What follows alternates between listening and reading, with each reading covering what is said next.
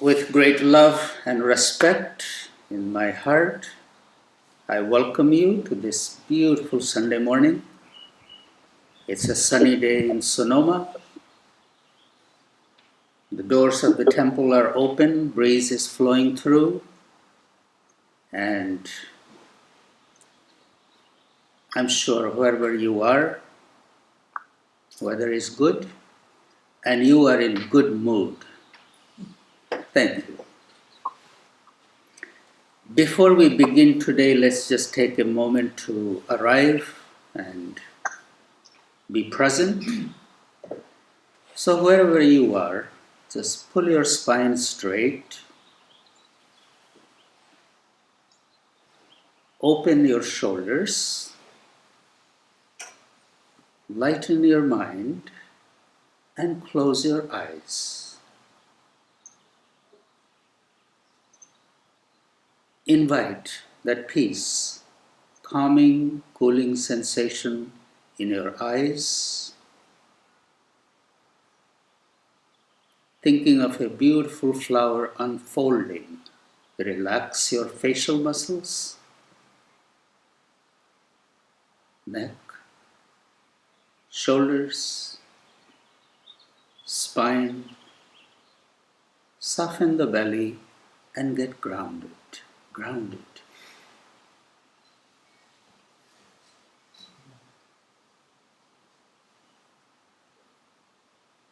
Connect with that breath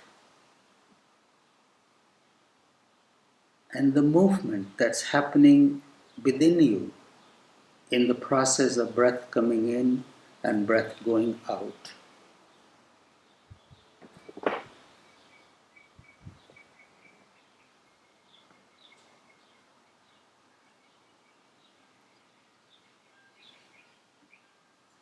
Gentle rise and fall happening at the belly.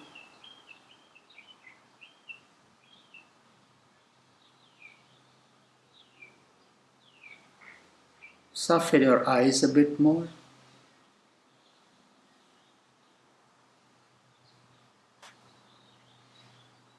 Softening the whole body. Keep welcoming the breath.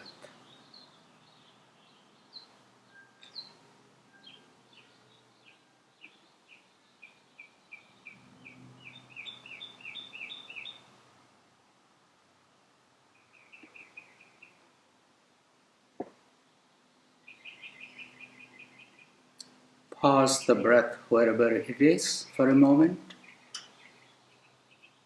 Bring your attention to the heart. Hold the image of an unfolding lotus at the heart.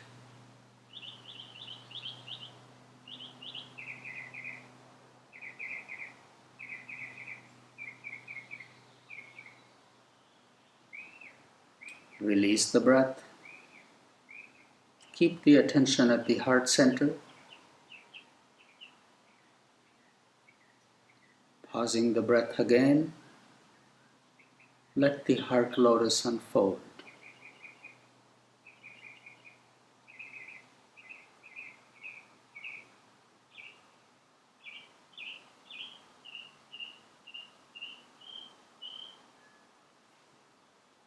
Release the breath again.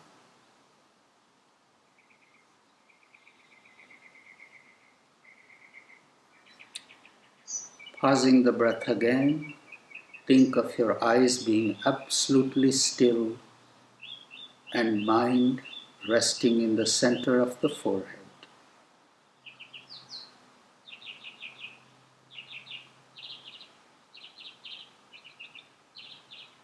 Breath is paused, eyes are still, so is the mind.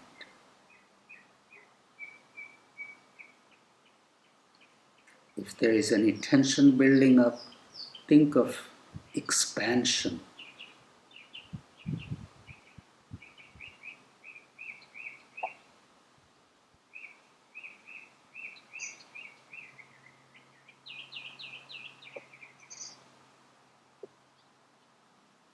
Releasing the breath again.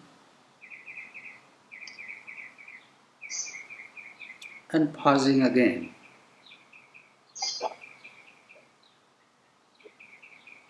out of the stillness of the mind emerges the light in the center of the forehead.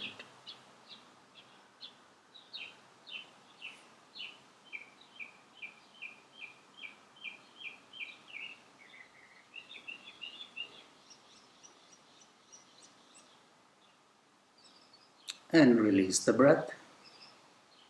Gently open your eyes. Thank you for taking this time.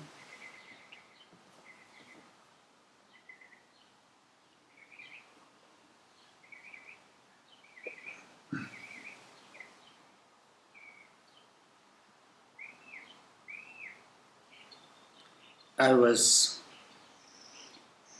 thinking about my first visit to Sarkar Baba, my guru.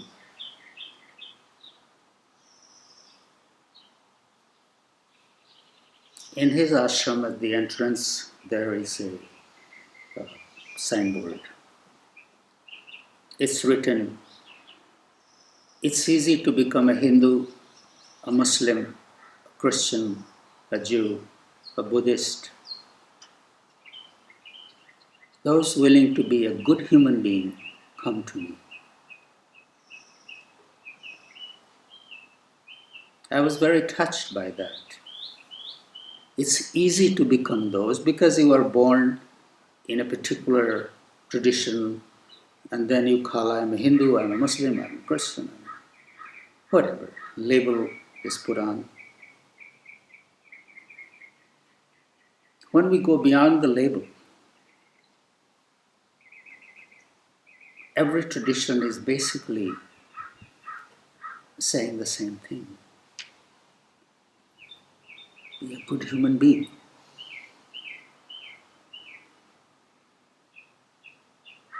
What does it mean to be a good human being?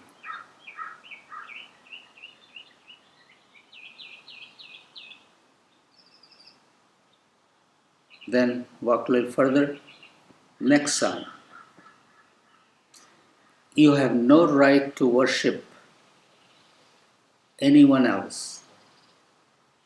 You have only right to worship yourself.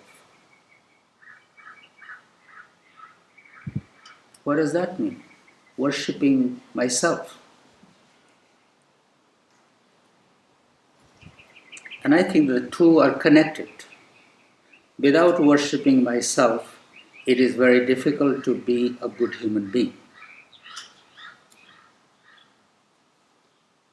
What does the word worship mean?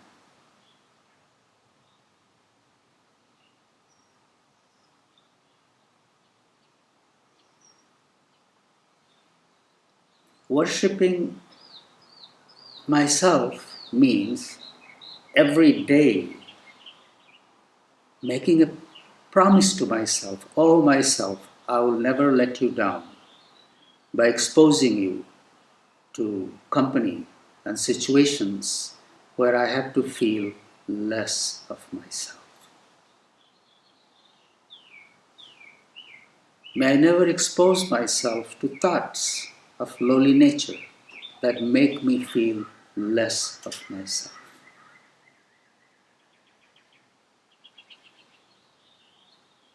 May I never put myself in situations where I have to feel that where I am disappointed with myself. May all my efforts be in the direction that encourages me, inspires me, and also lets me drop those things that are not serving any purpose. Sometimes things that are no longer of any service, we hold on to them because of our attachments.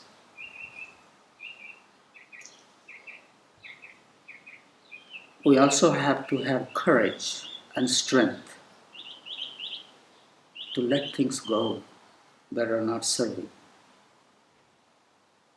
Serving what? That are not serving my journey towards the reunion with my divinity.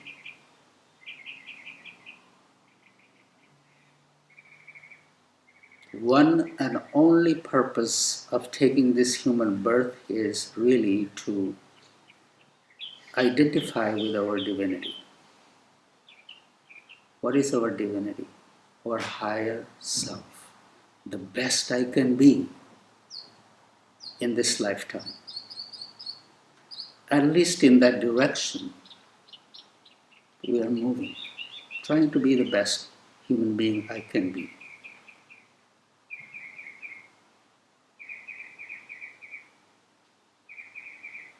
Worshipping myself means every morning at the beginning of the day, reminding myself, today is a new day.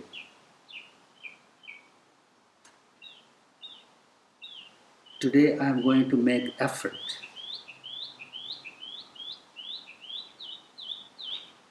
to free myself from those things that are not serving.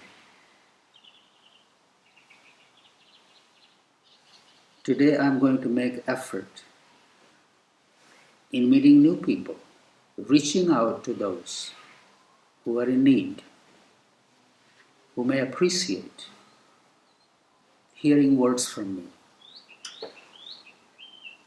Today I'm going to beautify the earth a little bit, no matter where I am.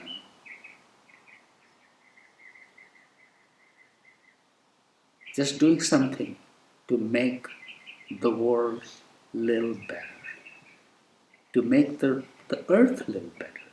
Earth is, we call Mother Earth, embodiment of unconditional love. We keep going around looking for unconditional love. Here is the embodiment of unconditional love, Mother Earth, who gives us everything.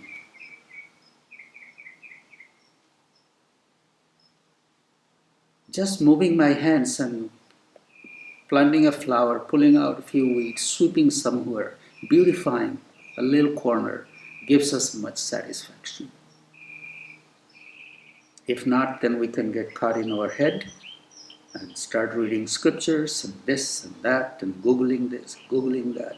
And here is Mother Earth right there holding us, supporting us. Freeing our mind from all that, just spending a few moments. Actions like that are also worshipping myself. Doing good deeds are worshipping myself. Somebody has done some harm to me. Forgiving them is worshipping myself. If I'm not letting go, if I'm holding on to it, that's serving the ego. The divine self that I am trying to identify with requires us to constantly keep our mind clean. Constantly. It requires us to have positive thoughts in our mind. Any negativity that comes in, we have to pull it out right away. As soon as it begins to sprout, the moment I can put my hands on it, pull it out. These habits can be developed. It is said, a spiritual aspirant learns how to pick pearls, not pebbles. In the walk of life, there are pearls and pebbles, both scattered in our way. Which one do we give more importance to? Negativity. We hold on to negativity. At the end of the day, laying in bed, we are thinking about all the negative things that happened to me or through me. That's like picking pebbles. Can we train our mind to pick pearls? At the end of the day, when laying in bed trying to fall asleep, what kind of thoughts are going in my head? Can I think about those moments that somebody was kind to me, somebody was understanding me, somebody said a few good words to me, or I offered the same things to the other? Those moments are like picking pearls. And if I'm thinking about somebody did negative things to me, somebody said this, why didn't they do this? All those things, that's picking pebbles. We as a spiritual aspirant have to learn how to worship ourselves. And picking pearls is worshiping yourself. This is under our control. We cannot control others. Whatever they think, whatever they do, however they conduct their life, that's their thing. At least one thing we can control, and that is looking at our own habits. In spiritual traditions, the bookends of a day are very important. Look at your own bookend of the day. How do you start your day? As soon as you wake up in the morning, what is on your mind? Instead of thinking about already what I'm going to do today or whatever is awaiting me, can we just start being present to ourselves?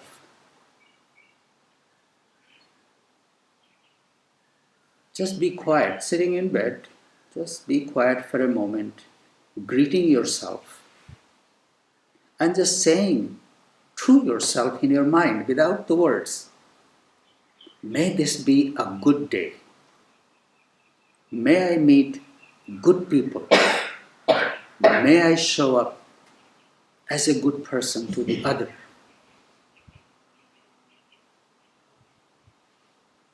Having these kind of thoughts about yourself, you are sowing the right kind of seeds.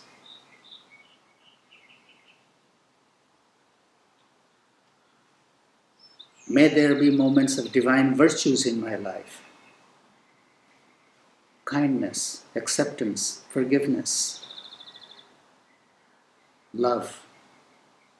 May I create a little beauty wherever I go. Once I sow these kind of seeds first thing in the morning, my day is definitely going to be a good day. This is how we worship ourselves. If we start our day thinking about negative things, thinking about complaining about things, complaining about others, expecting things from others, we are setting ourselves up for disappointment.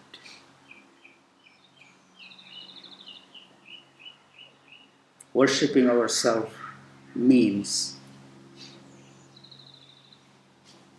depending on yourself, giving that to yourself what you need. This is why there is so much emphasis in the ashram about self-care. It doesn't depend on anybody else. It depends on you. Before we start going out and worshipping somebody else, expecting things from somebody else, let's start giving that to ourselves. Those of you who have been to the ashram, you know those self-care. Getting up in the morning, sitting in your bed, taking 3 deep breaths, checking which nostril is dominant, stepping on the ground with that foot, drinking a glass of water, giving yourself a little oil rub, jump in the shower, do your meditation. If we can be diligent about these practices that are given at the ashram, I guarantee, total guarantee, you will feel better. But I keep hearing from people who have been here and who have gone home with total commitment to doing these practices, but then they fall off. And I don't talk about something deep spiritual, because that's just becomes a mind stuff. First, do something very concrete that's under your control.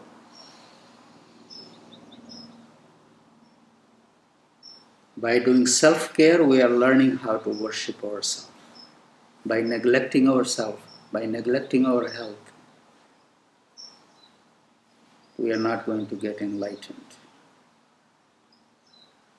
If you're seeking that enlightenment, first you have to take care of your body and take care of your mind. The harmony of the body and the mind has to be there. Baba used to talk about that doing severe, austere practices are not the way to get enlightened. Having moderation, minimizing the intake of the world through your senses, being content, contentment.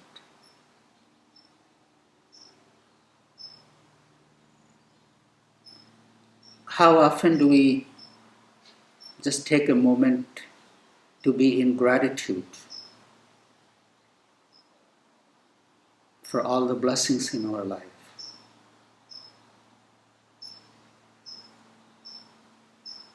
These things can be practiced.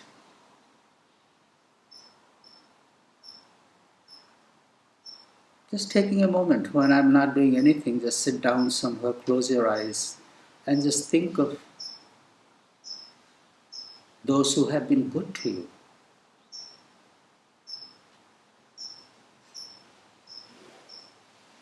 Sometimes I'm sitting there, I'll just think about my mother. She's gone, she's died many years ago. I'm just thinking and sitting in that memory, the sweetness, the father, the guru, some dear friend.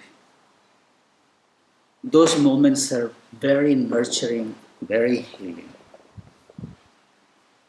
Instead of sitting with somebody who has done some harm, think about those that have given nurturing. So depending on the kind of thoughts we hold on and we go over and over again, it affects our body, it affects our mind, it affects our being. So, in my opinion, in my thinking, spirituality is not a mystery. It's something very active that we live every day. It's not about reading books and scriptures. How am I feeling? How am I living? Am I living what I know? Am I truly worshipping myself? Worshipping myself doesn't mean worshipping my ego, so please make that clear. That if somebody said to me, then I have to get it even. There is a beautiful story about Buddha. He was sitting under a tree. One disciple came in and he said, I want to go on a pilgrimage. He said, oh, the world is filled with all kinds of people. You will go and somebody will say some negative things to you. What are you going to do? He said, if they hurl abuses at me, I will think at least they are not hurting me with a stick. I'm grateful. Buddha said, well, you may find somebody who hits you with a stick. Then what would you do? He said, I will think At least they are not hurting me with a weapon. I'm grateful. Well, you may find some robbers in the jungle and they may even hit you with a knife. Then what are you going to do? Then at least they're not killing me. I'm grateful. Well, you may find somebody who may even kill you. He says, oh, then I will think, life is suffering, at least he's freeing me from this suffering.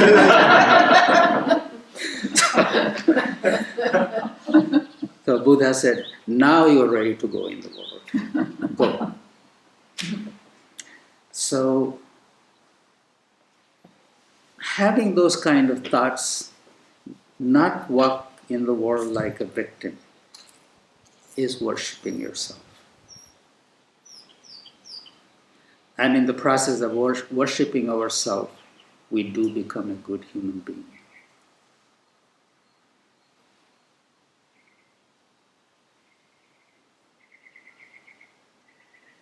I'm not saying anything new, I'm just repeating what I have said before. Please keep it simple. Look at your daily life. Look at the bookends of your daily life and see what you can do with it. Getting up in the morning, starting with the right thoughts, having inspirational thoughts that today I'm going to make a little difference.